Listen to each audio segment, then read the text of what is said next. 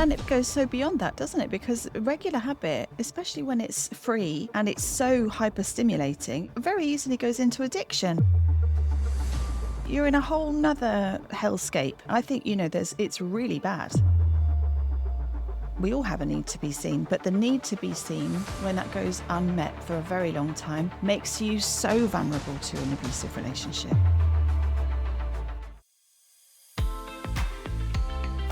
So today we're making a big shift with breaking free from narcissistic abuse as we go into our next season, and that is I'm being joined by a co-host, and I'm super excited about this because I have been doing the show alone for a year now, and I've decided that I've really missed the aspect of having a co-host. And so, Lynn, I'm excited that you're here, Lynn Strathdee, and I've been trying to remember how you and I met. You said you remember. How I did we do. meet? I remember, well, I used to follow you years Mm. ago. You were just an expert on the internet, on TikTok specifically. And I used to watch all your reels. I mean, I kind of needed them at the time because I was going through some stuff and I used to watch them. And then I started making my own content. And you very kindly reached out to me and said something supportive, like, I'd love to chat to you sometime about the stuff that you're talking about, and maybe you could come on. And you sent me lots and lots of messages, and we just started this kind of conversation. And then I came onto your as an interviewee, talking about echoism, because I was really focusing back then on pretty much exclusively on echoism. But yeah, That's I remember right. I was in France at the time. Yeah. Oh, that's right. That's right. Yeah. Yeah, I do remember the first one, and I was so excited because I hadn't heard of echoism until I was writing, and I had just gotten back out of a retreat and found myself really struggling to engage with the women there. I felt Mm. so nervous and uncomfortable and not in my own skin. And the coach at the time said, "Have you ever heard of this word echoism? You should look into it." And Mm. then I sort of stumbled into some of the same arenas that you had to as you unpacked it, and I thought somebody else is following the same journey and having some of the same insights, and I really appreciated that Yeah. content. Yeah, it's a really helpful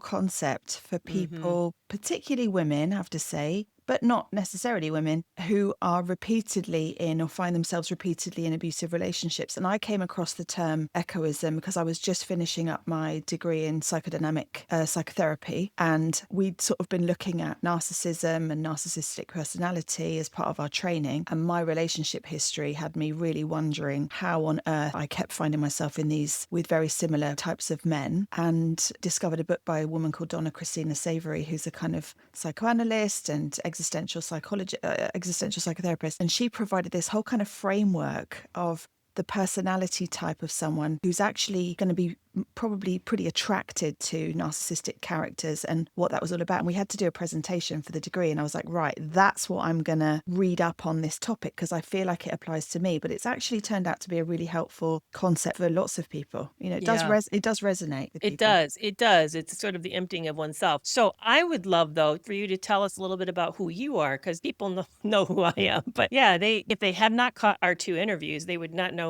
really much about you at all. So Oh, who are you? What are you doing? And how did you get into this sort yeah. of frame of working with abuse victims? Yeah, I'm in the UK, based over in the UK, and I'm a divorcee in my early 50s. I'm a mum and a grandma. I was a teacher, was in secondary education. Languages was always my training and my specialism, French specifically, and became a kind of special needs and then onto school leadership. But I also had been in long-term substance abuse recovery. So I got into recovery from alcohol as a very young woman and stayed sober for a long time, but then had a relapse. And the relapse really was a pivotal point. My marriage ended, and then started my psychotherapy training.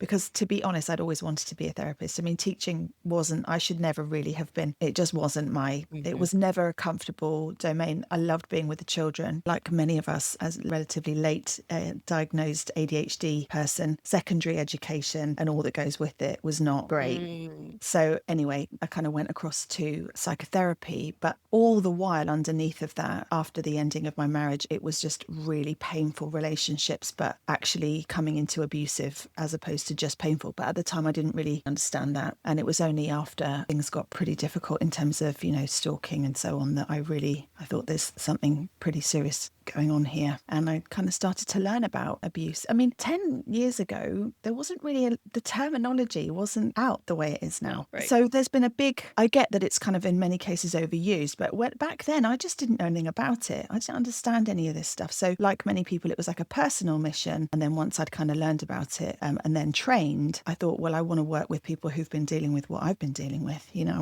want to do that. So I'm shocked the fact that, and I've been thinking about my graduate training. I was talking to AI last night about those that I got to be exposed to. I was in a very unique location in a very unique period of time when I was in graduate school, and I was exposed to some of the biggest thinkers at that time because of where I was at in school. And I didn't even realize it, that I've gotten to meet, I met Pete Walker, for example. I got to hear him speak. He came to the graduate he school. wrote the CPTSD. Yeah, complex PTSD. And then also Dr. Margaret Singer, who was instrumental in identifying that Kenneth Bianchi, the Hillside Strangler, was not a dissociative disorder. He claimed he had a multiple, and she disproved it with a Rorschach. I got to hear her actually discuss how she disproved it.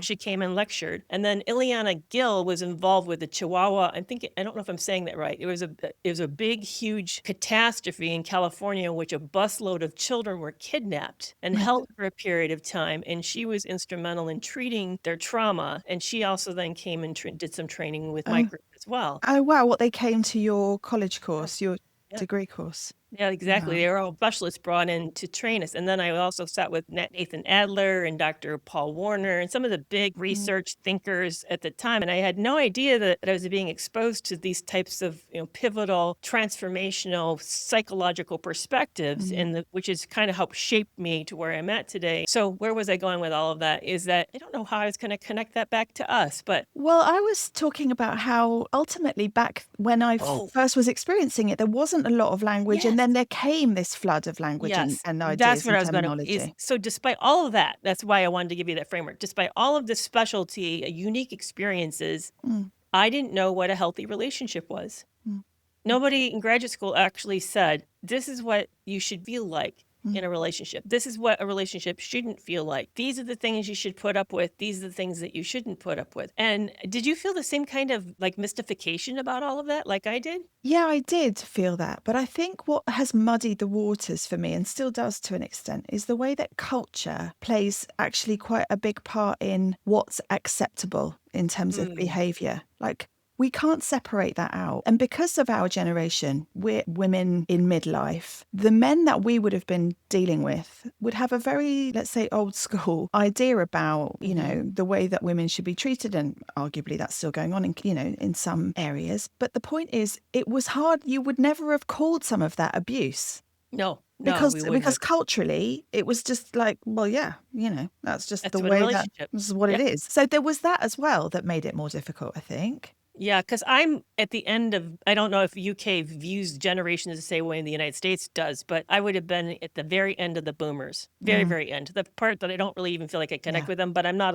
also Gen X. You would have been solidly sitting in Gen X. Solid Gen X. Yeah. But you're right. In my opinion, the Gen X is the generation that had it the roughest in the sense that you guys were the latchkey kids. Yeah. Your parents worked and you came, at least in the United States, and came home and you sat at home alone in an empty house watching, getting your snack after school. Yeah. And a lot of our parents were very kind of laissez-faire because they were kind of coming out of a period of, not everybody had the kind of crazy 60s. A lot of families in the 60s, certainly in the UK, were not living this kind of wild flower power life. It was pretty restrained. And so when we were growing up, a lot of our parents just let us do whatever. You were just kind of left to get on with it. But of course, we're the kind of sandwich generation because obviously the younger people now have a very different idea, understandably, of how life is and what relationships are. But I do think that Gen X is the kind of sandwich in the middle of the boomers and the millennials and on and on and on. Yeah, because the other thing that I'm thinking, and I don't know how this ties in or not, but UK's experience of the World War II was radically different than the United States. I mean, yes, we were engaged, but we didn't have our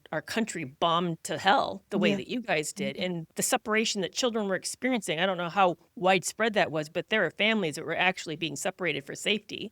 Yeah. Extreme poverty and rationing, all that stuff, Yeah, so those are when you're in the middle of that, you don't ask yourself, is this a good relationship? When you're thinking basically, am I going to have shelter? Yeah.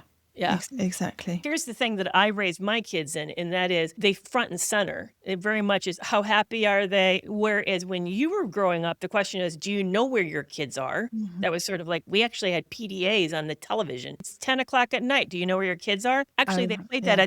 on the television Yeah, I've here. heard of that. And then, but for my generation, it was, are you keeping your child happy? Are Mm. they feeling secure? Are you keeping them almost the idea that if you kept them attached to you, you could kind of perfectly raise this kid, which is what a shift that is from, do you know where your kids are to, Mm. are you perfectly meeting their needs? So I think there's been this big difference of what we expect in relationships because we've changed our expectations in that period of Absolutely. time. So that would be the generation your parents grew up in the middle of that. Yeah, and emotional literacy is an absolutely intrinsic part of life now. Whereas Mhm. when, when we were children, and I know there's a bit of a gap between you and me, not a massive one. The idea of the stuff that we regularly think about now in terms of what constitutes healthy, unhealthy, abusive, boundaries, rights and responsibilities, and all of that stuff is just so different to how it was back then. And I don't think you can take culture out. I just don't think you can. Yeah. I don't think we Yeah. talk enough about culture, actually. I agree. Do you think it's bad though? Do you think this shift is good or bad? Or I mean, I tend to that's making it arbitrarily black and white, but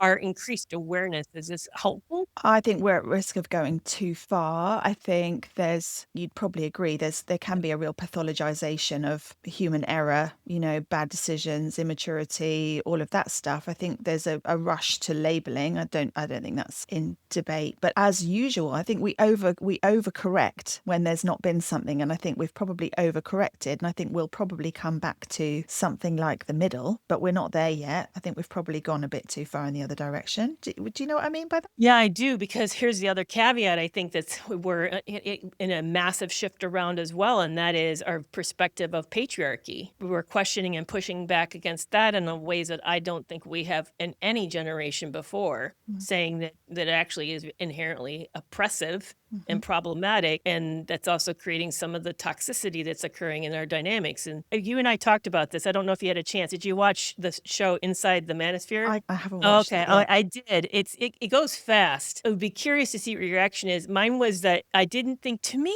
I know it was an effort to sort of be an expose of the thinkers of people at the top, like an Andrew Tate and Myron Gaines, that group of people. Some of them I didn't know who they were, although they definitely sound very frightening people. But I was shook by how much they felt like shaky, insecure men, like almost like prop stand-up men Mm. who are attempting to say, act like they're Tarzan, when to me, the first wind that comes along that's stressful, they'd blow away. In Mhm. fact, even the interview process was shaking them apart. And I thought, see, that to me is incredible insecurity. Let's just, for example, use Tarzan, the alpha male that doesn't really exist, I think, in reality. He wouldn't have been intimidated by that experience. And these men could hardly withstand the pressure.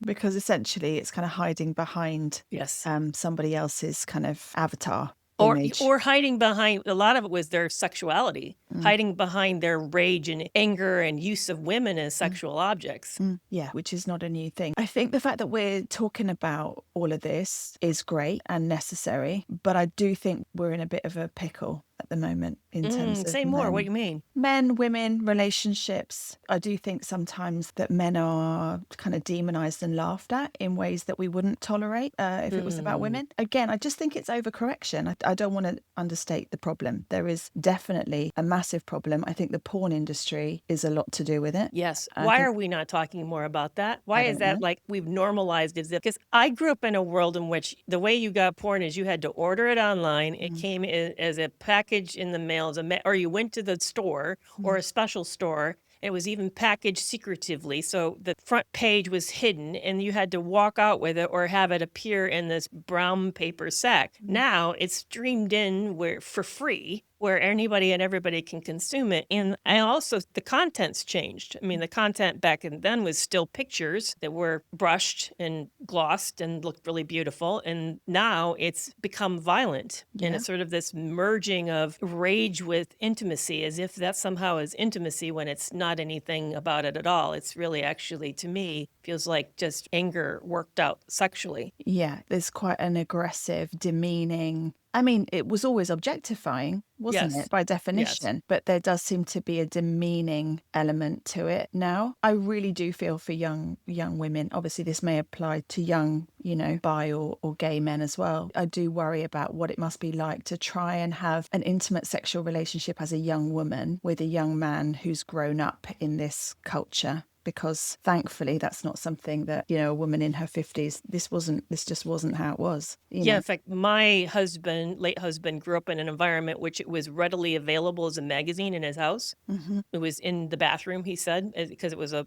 all boys bathroom upstairs. Mm. He said it was something he deliberately chose to not engage in and moved away from because he didn't like it. And so it was never a feature of our relationship. No. It wasn't, there was nothing on his photos that I had to worry about. There was no browser history that I would have stumbled in. There wasn't. It was not a part of my life.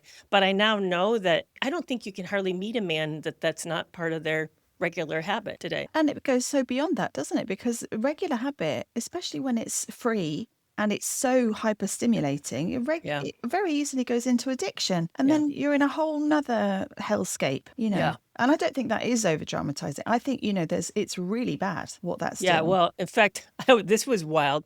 I had a conversation again with AI about the rates of ED, and what I asked, what was it 40 years ago? And it gave me it went out and pulled government statistics. And then I said, what are the rates of it today? And it said, it hasn't changed. And it pulled the government statistics, and it was 3 to 4 times worse. And I said, wait a minute, why did you just tell me it hasn't changed? Look at the numbers and tell me why you just said it hasn't changed.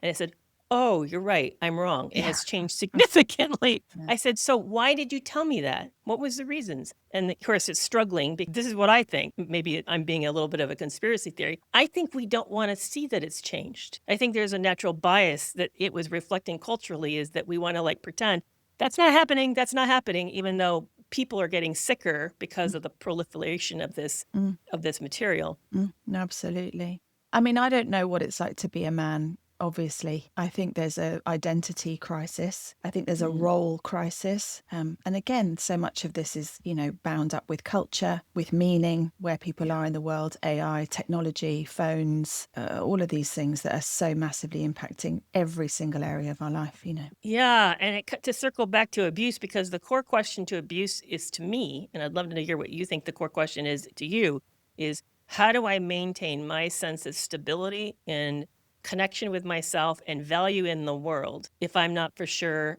how to regulate how I feel about myself in this moment? And what people often then tend to do is I do it by managing my environment. I don't do it at all. I do what I feel when I feel it, or it's other people's fault that I feel this and that therefore they deserve what they get. But we do weird things because we don't know how to regulate ourselves in that moment when we don't feel good about who we are and how we're showing up.